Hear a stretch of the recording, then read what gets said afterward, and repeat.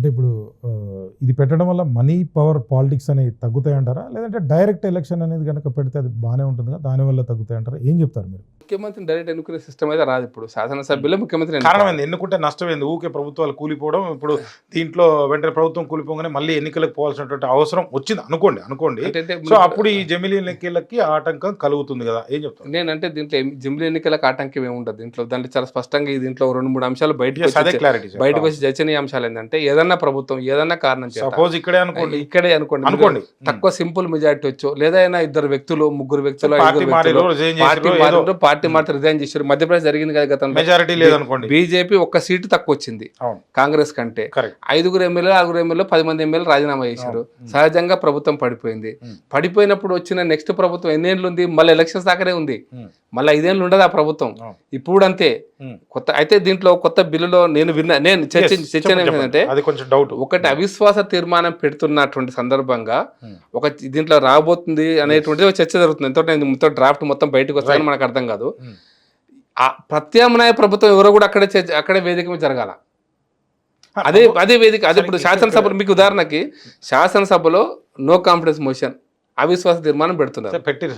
అయిపోయింది. దిగిపోడు కాదు, ఆ అవిశ్వాస తీర్మానం మీద దిగిపోతున్నప్పుడే విశ్వాస పరీక్ష కూడా అక్కడ జరగాల కొత్త ప్రభుత్వం. ఒకటేసారి మెజారిటీ లేదనుకోండి, మరి ఏం చేస్తారు అప్పుడు? సరే ఇప్పుడు లేదు సార్, దానికి కూడా ఓటు వేయలేదు, న్యూట్రల్ ఉన్నారు, రాలేదు.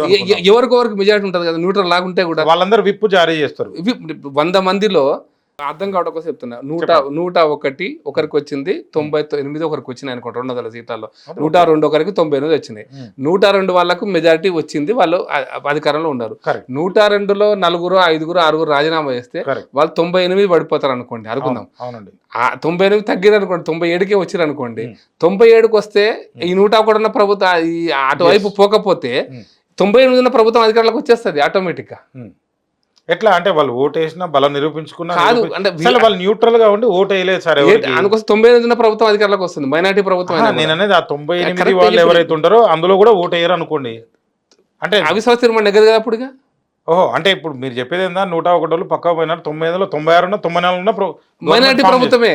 200 సార్ అంటే దీన్ని కొత్త పాలసీ ఏమని చేస్తున్నారు? గతంలో మైనార్టీ ప్రభుత్వం నడవలేదా? చాలా నడిచింది మైనార్టీ ప్రభుత్వం. అందుకోసం దీన్నే రాజ్యాంగ సవరణ కోసం జరుగుతున్న చర్చ ఇది. ఇప్పుడు మన పబ్లిక్ మార్పు చేస్తున్నారు దాంట్లో మార్పు. అవిశ్వాస తీర్మానంతో పాటే ప్రత్యామ్నాయ ప్రభుత్వం యొక్క విశ్వాస తీర్మానం కూడా జరగాల. మీకు ఇంట్రెస్టింగ్ ఒక ఎగ్జాంపుల్ చెప్తా. విశ్వాస ఉత్తరప్రదేశ్ లో అయోధ్యలో సంఘటన జరిగినప్పుడు బీజేపీ ప్రభుత్వాన్ని గవర్నర్ రద్దు చేశాడు. కొత్త ముఖ్యమంత్రిని ప్రమాణ స్వీకారం చేయించాడు. చేయిస్తే తర్వాత బాబ్రీ మసీద్ టైం.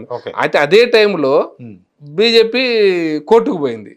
కోర్టుకు పోతే కోర్టు ఏం చేసింది, మీరు ముఖ్యమంత్రి ప్రమాణ స్వీకారం చేయించారు గవర్నర్, నేను కోర్టుకు పోయినా, నన్ను తీసేస్తున్నారు, కోర్టుకు పోయినా. కోర్టు ఏం చెప్పింది, నాకు ఆర్డర్ ఇచ్చింది. ఏమని అంటే, మీరు బల నిరూపించడం చేసుకోండి అని. ఇప్పుడు మీరు గవర్నర్ చేత నియమించబడ్డ ముఖ్యమంత్రి మీరున్నారు. అంతకుముందు రోజు కోర్టు నుంచి ఆర్డర్ తీసుకున్న ముఖ్యమంత్రి నేనున్నా. 2 ముఖ్యమంత్రులు శాసనసభలో ఉన్నారు. ఎవరికి మెజారిటీ వస్తే వాళ్ళు ముఖ్యమంత్రి అయినరు, వేరే వాళ్ళు పోయినరు. రాజ్యాంగం సరిగ్గా లేదని నేను కామన్ గా అంటున్నా. ఏం చెప్తారు, అట్లా నడుస్తుంది సార్ ప్రభుత్వం? ఎందుకు నడవదు? ఎవరు లీడ్ చేయాలి?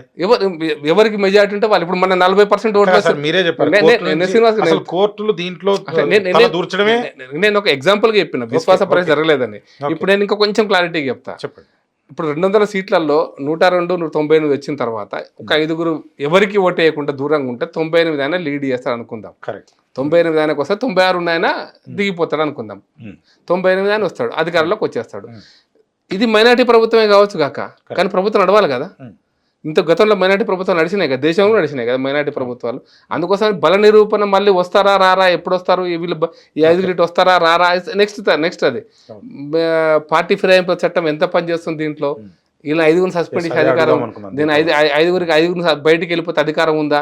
వాళ్ళు రాజీనామా. ఇప్పుడు మధ్యప్రదేశ్లో బీజేపీ ప్రభుత్వం పార్టీ ఫిరాయింపుల చట్టాన్ని ఉల్లంఘించలే. వాళ్ళు 15 మంది రాజీనామా చేశారు. రాజీనామా వేస్తే ఆ ప్రభుత్వం పడిపోయింది.